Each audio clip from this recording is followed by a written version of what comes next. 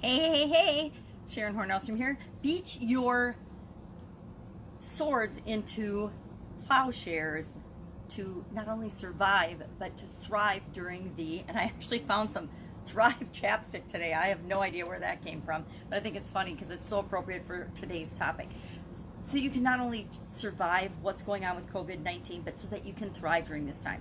I feel like there's been a shift around me, and maybe it's just me and the people that I'm interacting with, where people have gone from not knowing what to do and kind of freaking out and being scared to, hey, I'm going to use this time to create and look at and decide what I want, what direction I want my business to go. So it's kind of like this flow of hope where at first everybody was scared and things had changed so fast, people didn't know what to do. And I feel like there's this shift to, all right, this has happened, nothing I can do about it, so what can I do? What am I going to do about it? And that's where this actual idiom comes in. And this is one that I am not familiar with. I've never heard it before. So I'm breaking out the magnifying glass so I can read to you out of my nifty little dictionary of idioms what it means and where it came from. Now, it came from the Bible, Isaiah 2:4, and there appears to be the following sentence in that saying. It says, "And they shall beat their swords into plowshares and their spears into pruning hooks. Nation shall not lift up sword against nation, neither shall they learn war anymore." Now, swords and spears, of course, represent tools and weapons of war. Plowshares and pruning hooks, or whatever they're called. Yeah, pruning hooks, which I come from farming and I guess agriculture, and so they represent peace and growth, right?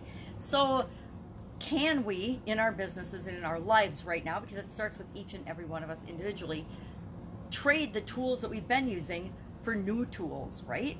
And literally, can we look at the way we've been doing business or the way we've been running things and doing things in our business, and can we use other tools, other technology? And absolutely we can, right? There's so much technology that so many, at least business owners that I work with, have not been taking advantage of and have never even explored because we're too busy doing our day-to-day stuff, running our businesses, to actually look for ways to add simplification, make things easier on ourselves. So we've got this huge opportunity before us to say what tools, what systems, what processes, what procedures, what ways of dealing with people have we had in the past. Guess what? Those have all been blown up. They're not going to work anymore. What can we do? What else is available? One of my favorite tools over the last couple of years, and I love that they're really shining and stepping up right now, is Zoom. And there are a lot of other businesses and companies like Zoom that are just exploding right now because they do have a new tool that many of us can use that we've never had to use before because we could keep doing business as usual. Well, business as usual is not available in many circumstances. I don't even know if there's anybody that could say they're doing business as usual. The businesses that are still running are in many cases having to have had already made massive changes in order to still be operating and serving people at all. Other businesses are transforming almost overnight and producing products and services that they have never produced before, which is kind of what all of us need to do right now. We need to look at what our individual situation is, assess it a little bit, and say, okay, this is no longer available to me. I'm not going to worry about it anymore. What am I going to do? What problems can I solve for people? Because if you were solving problems for people before in your business and your business is shut down, you still have the ability to solve problems for and serve that entire group of people. But you have to ask yourself, what are their problems now? Because the problems that that group of people has right now are different than the problems that they had even 2 and 3 weeks ago. Maybe even as little or as soon as recent as yesterday, they've got different problems. So it's easy to ask ourselves, okay, what problems do they have now?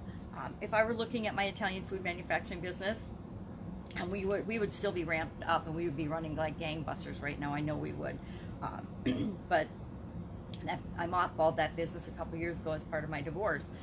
But if we were running that, we'd be going gangbusters, and we would have to have already blown up how we do everything. And we were very, very processes and systems and procedure oriented. But all of those things would have had to change and adjust for the increased volume, for the increased speed, for the increased demands. If I were in one of my other businesses, say the hospitality business, the bar and restaurant business, of course, day-to-day businesses would have been shut down completely. But there's still ways I could serve those customers. I could do pickup and delivery. I could probably run, given that I could get supplies, almost my same menu and make it available for people. Although I probably wouldn't have. I probably would have pared down my menu and asked myself, what do people want right now? What do they need right now? Because I probably didn't need the same things that they did a couple of weeks ago when they came in to have a social experience. So all of us can be asking ourselves, what is possible? What can I do? What problems do my customers, my pre-existing customers, because I was in business before, and I'll be in business again in the near future. It's not going to be a super duper long time. Do we know exactly when it's going to be? No. It's going to be different for each and every one of us, given where we're actually physically located right now.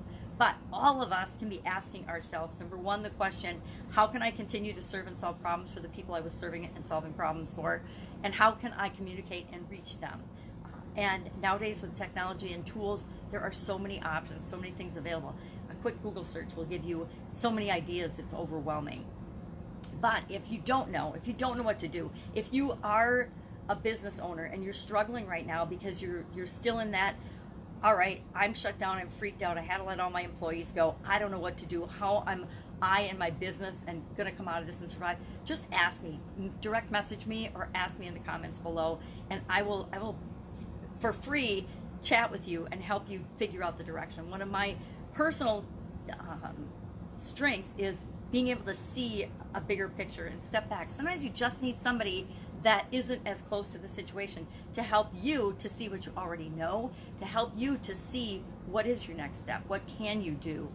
Sometimes we get so bogged down in what we've lost that we can't see all of the things that we've gained or all of the possibilities and potential involved. And that's what I love to help people do. So that's it.